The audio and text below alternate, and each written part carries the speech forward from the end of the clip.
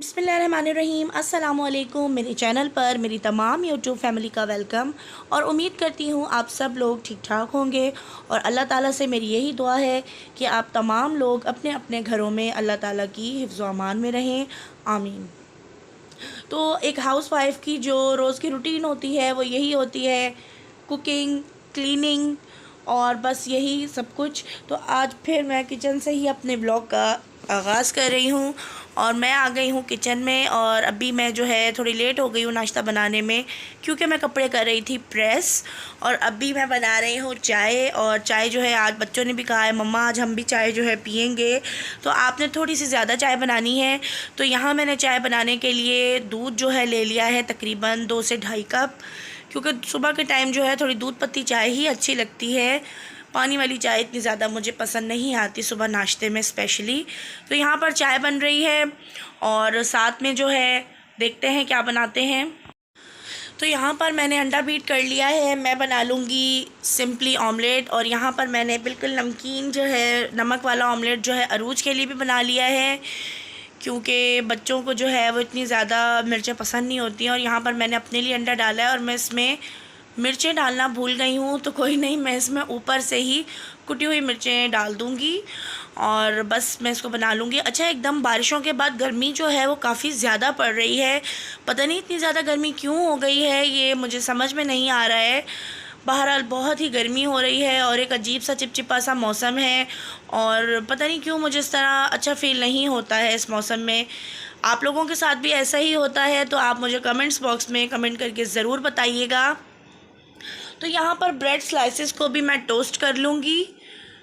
और अरूज मुझे कह रही है मम्मा स्लाइसेस को जो है आप थोड़े ज़्यादा स्लाइस जो है टोस्ट करें, क्योंकि इस तरह तले हुए स्लाइस चाय के साथ बहुत ही ज़्यादा मज़े के लगते हैं। स्लाइस टोस्ट कर लिए हैं, अब मैं चाय जो है उसको फ़ाइनल कर लूँगी, क्योंकि चाय मैंने साइड में रख दी थी। चाय में जो है मुझे पत्ती थोड़ी कम लग रही है तो मैंने इसमें थोड़ी पत्ती भी और डालूँगी मैं। और मैं चाय को फेंट रही हूँ। अच्छा, मैंने ये बात सुनी है कि चाय बनाते हुए अगर हम चाय को किसी भी कप वगैरह से फेंटते रहें या वो जो चाय वाला मग्गा होता है उसके साथ हम फेंटते रहें तो चाय जो है वो काफ़ी गाढ़ी होती है।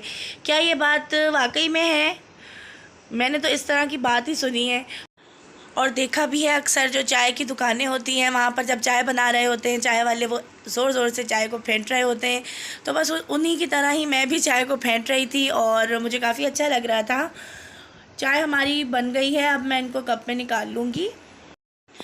नाश्ता बनाकर टेबल पर मैं ले आई हूँ और अभी मैं करूँगी बच्चों के साथ बैठकर नाश्ता। और चाय भी मैंने निकाल ली थी कप्स में, तो बस नाश्ता करते हैं और मिलते हैं नाश्ते के बाद। नाश्ता वगैरह हमने कर लिया था और उसके बाद जो है कोई हमारे गेस्ट आ गए थे, उनके साथ मैं बैठी हूँ जब मैं वीडियो नहीं बना सकी। तो अभी मैं बना रही हूँ चिकन दाल।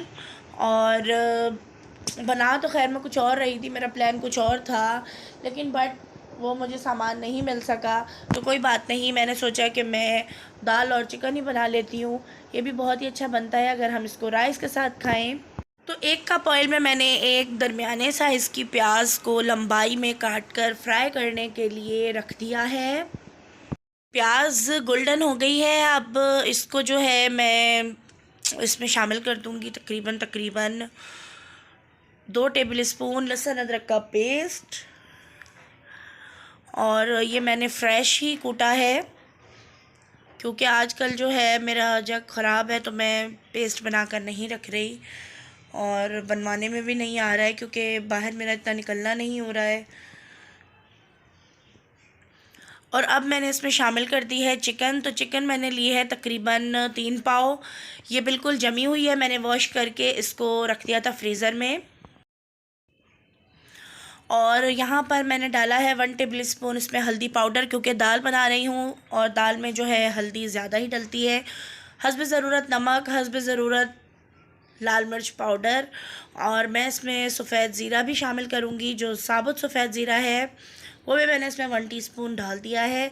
और टमाटर मैंने इसमें लिए हैं तकरीबन एक बड़े साइज़ का टमाटर लेंगे, अगर बड़ा होगा तो एक ही लेना है और छोटे हैं दरमियाने साइज़ के तो आप 2 ले लें।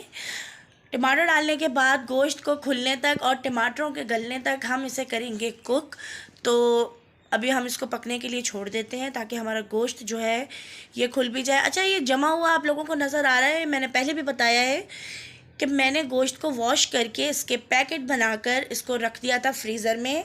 तो ये वॉश हुआ गोश्त है, जमा हुआ था, तो मैंने इसको डायरेक्ट पका लिया है, क्योंकि मैंने फिर सोचा है अगर मैं इसको दोबारा से डिफ्रॉस्ट करूँगी तो वो कोई फ़ायदा नहीं है, क्योंकि मैंने इसे वॉश तो करना नहीं है। अच्छा, अब यहाँ पर देखें चिकन जो है हमारी खुल गई है, मतलब कि गोश्त जो है वो अलग हो गया है, बर्फ़ जो इसमें जमी हुई थी। और बस अब मसाला जो है अच्छी तरह से जब भुन जाएगा तो अगला स्टेप जो है हम बाद में करेंगे। 200 ग्राम मैंने ली है मूंग की दाल। अगर आप चाहें तो आप मूंग और मसूर दोनों ले सकते हैं। अच्छी तरह मैंने इसे वॉश कर पानी में भिगो दिया है। और गोश्त भी हमारा तकरीबन भुनाई की तरफ है, ऑयल इसमें निकल आया है, टमाटर बिल्कुल मैश हो गए हैं। और सालन को इतना ही भूनना चाहिए कि जो उसके मसाला है यानी कि प्याज और टमाटर वो अच्छी तरह से क्रीमी से कुक हो जाएं और क्रीमी सा उनका टेक्सचर हो जाए। तो अब यहाँ पर जो है इस पॉइंट पर 2 से 3 मिनट में और इसे भूनूंगी और फिर मैं इसके बाद इसमें पानी शामिल करूँगी 4 से 5 गिलास। और पानी शामिल करने के बाद जो है मैं इसमें दाल डाल दूँगी। दाल डालने के बाद हम इसको इतना पकाएंगे कि दाल अच्छी तरह से गल जाए और चिकन भी हमारी अच्छी तरह से गल जाए। एंड में मैं इसके साबुत हरी मिर्चें और पिसा हुआ गरम। तो बस अब मैं खाना चढ़ाकर किचन से आ गई थी, क्योंकि किचन में बहुत ज़्यादा गर्मी हो रही थी। तो मैं आ गई थी, मैंने कहा थोड़ा सा मैं रूम को सेट कर लूँ।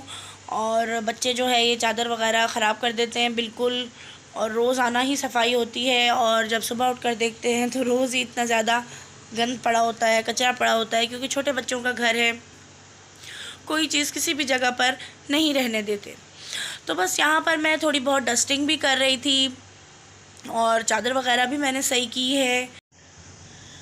और डस्ट जो है वो इतनी ज़्यादा ही कोई आ जाती है घर में रोज़, कि रोज़ ही तकरीबन डस्टिंग हो रही होती है, सफाई हो रही होती है।